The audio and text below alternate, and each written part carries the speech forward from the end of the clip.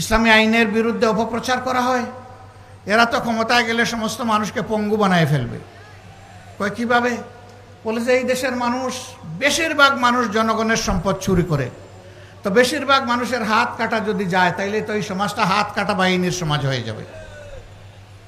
না, হাত কাটা যাবে। এই আইন জারির পরে এই ধরনের অপরাধ যারা করবে তাদেরকে বলে দেওয়া হবে এখন থেকে এই অপরাধের সাথে যাদেরকে পাওয়া যাবে তাদের ক্ষমা নেই।